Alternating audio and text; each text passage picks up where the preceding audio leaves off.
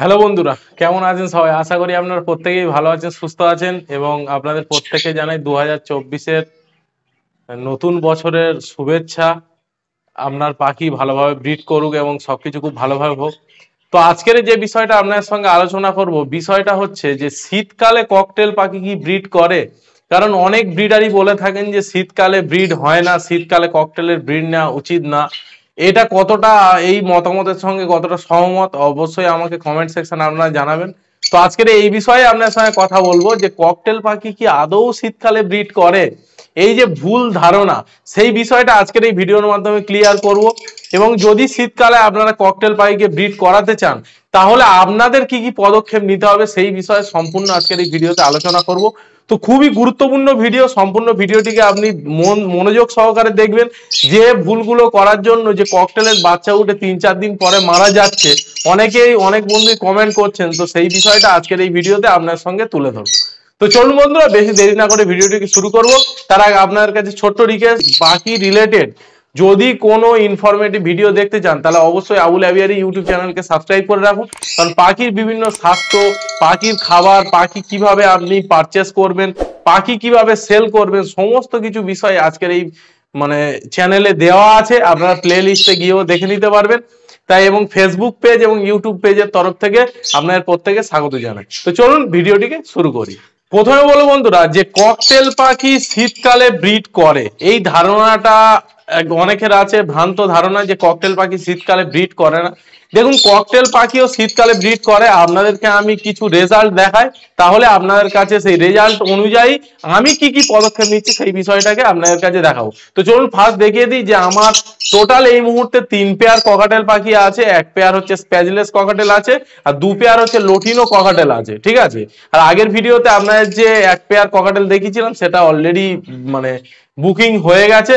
তো আপনাদেরকে রেজাল্টটা দেখাই, তারপরে আপনাদের কি কি পদক্ষেপ নিতে হবে সেই বিষয়ে। বন্ধুরা তোমরা দেখতেই পাচ্ছ যে এখানে 1 পেয়ার ককাটেল আছে, মেল ফিমেল কনফার্ম, এবং এগ অলরেডি 6টা এগ লে করেছে এবং আমি এগগুলো চেকও করেছি, তো অলরেডি ফার্টাইল আছে, ঠিক আছে। নেক্সট যে পেয়ারটা রেজাল্ট করেছে সেটাকে আপনাদেরকে দেখা।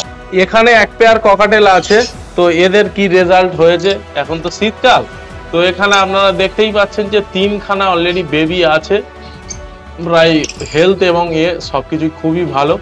তো চলুন নেক্সট আর কি রেজাল্ট আছে সেটাকে আপনাদেরকে আমি দেখাই। দেখতে পাচ্ছেন যে ফিমেল হচ্ছে স্প্যাজলেস রেড আই আর এটা হচ্ছে স্প্লিট। তো অলরেডি 4খানা এগ লে করেছে, তো এগুলোও কিন্তু ফার্টাইল আছে, ঠিক আছে। তো আপনাদেরকে এরও রেজাল্টটাকে দেখালাম। এবারে চলুন মেন টপিকে আপনাদেরকে আলোচনা। বন্ধুরা তোমরা দেখলে যে শীতকালে আমার কিরকম রেজাল্ট হয়েছে। তো এই রেজাল্টের আলটিমেট কারণটা কি, আমি কি কি খাবার দিই, তাদেরকে কিভাবে কেয়ারটেকার করি, সেই বিষয়টা আজকে আপনাদেরকে আমি ডিটেলসে বলি। ফার্স্ট অফ অল দেখুন, আপনাকে ভাঁড়টাকে দিতে হলে শীতকালে যদি ব্রিড করাতে হয় তাহলে আপনাকে ফার্স্ট টেম্পারেচারটাকে, রাতের যে টেম্পারেচারটাকে সেটাকে কিন্তু কন্ট্রোল করতেই হবে। তো তার জন্য আপনার ঘরের টোটালটাকে ভালোভাবে কভার করতে হবে যাতে ঠান্ডা বাতাস ঘরে ঢুকে ঘরটাকে ঠান্ডা না করে, ফার্স্ট পয়েন্ট। 2 নম্বর পয়েন্ট হলো দিনের বেলা আপনাকে পুরোপুরি এয়ার ট্রান্সপারেন্ট যাতে করতে পারে, এক প্রান্ত থেকে অন্য প্রান্তে যাতে ভালোভাবে এয়ার যে সেটা যাতে করতে পারে সেই বিষয়টা আপনাকে কিন্তু খেয়াল রাখতে হবে। এই গেল 2 নম্বর পয়েন্ট।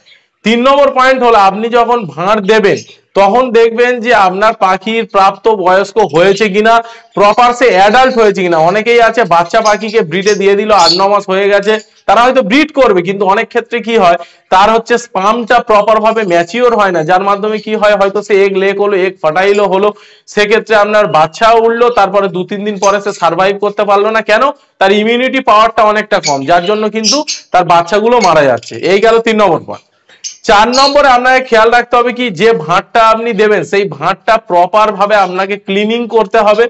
ক্লিনিং করার পরে আপনাকে পুরো ড্রাই করতে হবে, অ্যান্টিব্যাকটেরিয়াল যে কোনো পাউডার জলের সঙ্গে মিশিয়ে পরিষ্কার করে আপনি নিম পাতা এবং হচ্ছে কাঠের যে ছেলা, আপনারা চিপসিও ব্যবহার করতে পারেন, সেটাকে ভাঁড়ের নিতে দিতে হবে। গ্রীষ্মকালে কিন্তু আপনার দিতে হবে না, শীতকালে কিন্তু অবশ্যই দিতে হবে, যাতে এগুলো প্রপার ভাবে ইনকিউবেট করার পরে মাটির ভাঁড় দেখুন ঠান্ডা হয়ে যায় শীতকালে, যার মাধ্যমে কি হয় যে সঠিকভাবে সে ইনকিউবেট করলেও হয়তো বাইরে খাওয়ার জন্য এলেও একটা কিন্তু ঠান্ডা হয়ে যায়, যার কারণে কিন্তু একটা ডেডিনশিয়াল হয়ে যায়।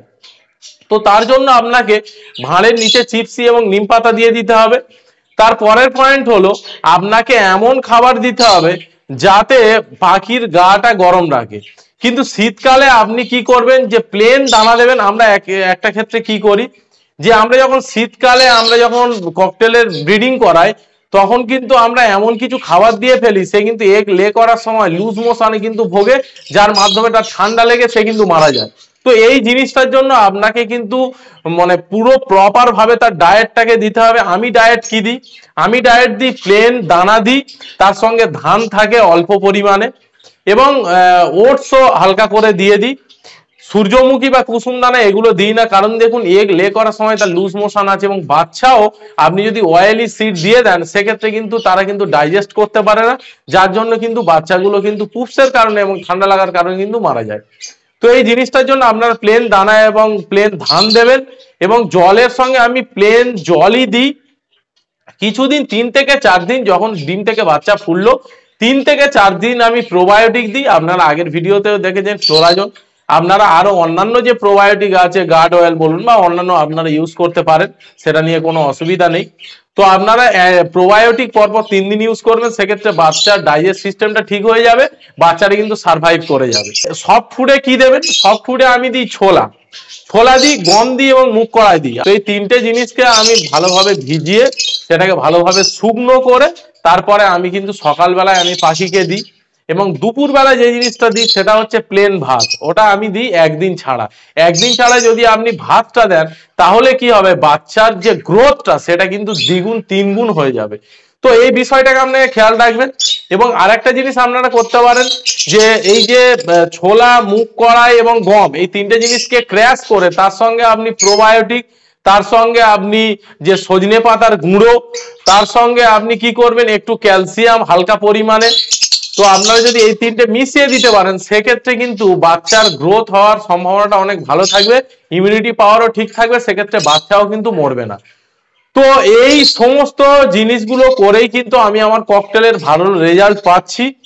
এবং কেসটাকে আপনাকে বড় দিতে হবে। অনেকে আছে কি হয় 1.5 ফুট বাই 1.5 ফুট কেজে ককটেল রাখে, তো আপনাকে একটু বড় সাইজের কেস দিতে হবে। 3 foot by 2 foot by 2 foot দিলে বেস্ট। যদি না হয় তাহলে ছোট কেজে আপনারা দিতে পারবেন। আমার এক পেয়ার যেমন স্পাইলেস ককটেল আপনারা দেখেছেন, সেটা 1.5 3 আছে। তো আমি কি করব, ওতেই ওরা প্রথমবারে ব্রিড করেছে, আমি বড় খাঁচায় দিতেও তাতে কিন্তু ব্রিড করছে না, তার জন্য বাধ্য হয়ে আমি ওই সাইজের খাঁচাতেই দিয়েছি। সেখানেও তারা কিন্তু তাতে কি করেছে, আমি বক্সটাকে বাইরে থেকে দিয়েছি, তাতে রেজাল্টটা কিন্তু ঠিকঠাক আসছে। তো এই প্রিকশন গুলো আপনারা মেনটেন করে আপনাদেরকে ককটেলের ভালো ব্রিড আমি আশা করছি এই পদ্ধতিতে করলে আপনারা কিন্তু রেজাল্ট খুব ভালো পাবেন। এবং আশা করি আপনাদের ভালো রেজাল্ট হোক, আপনারা ঠিকঠাক ভাবে পাখির শখটাকে ধরে রাখুন। এবং যারা ককাটেল পাখির বাচ্চা চাইছেন তারা মোটামুটি আর 1 থেকে 1 মাস ওয়েট করুন, আপনার ভালো এবং হেলদি বেবি আপনারা কিন্তু এখান থেকে পাবেন। তো আশা করছি বন্ধুরা এই ছোট্ট ইনফরমেটিভ ভিডিওর মাধ্যমে আপনারা ককটেল পাখি শীতকালে কিভাবে ব্রিড করাবেন আপনারা শিখতে পারলেন। ভিডিওটি যদি ভালো লাগে তাহলে অবশ্যই একটা লাইক দিতে ভুলবেন না, এবং চ্যানেলে যদি নতুন হয়ে থাকেন তাহলে অবশ্যই চ্যানেলটিকে সাবস্ক্রাইব করে পাশে থাকা বেল আইকনটি দাবিয়ে দেবেন, যাতে পরবর্তী যে কোনো নোটিফিকেশন আপনার মোবাইল বা কম্পিউটার চট করে পৌঁছে যায়। এবং আমার একটা ফেসবুক পেজও আছে আবুল এভিয়ারি নামে, সেখানে গিয়েও এই সমস্ত বিভিন্ন ইনফরমেটিভ পাখি রিলেটেড ভিডিও আপলোড করা, সেখানে গিয়েও আপনারা কিন্তু পেজটিকে ফলো করে রাখতে পারেন, তাহলে আপনারা সেখান থেকে অনেক কিছু কিন্তু শিখতে পারবেন। তো ভিডিওটা এখানেই শেষ করছি, আগামী ভিডিওতে আবার আপনাদের সঙ্গে দেখা হবে। ধন্যবাদ।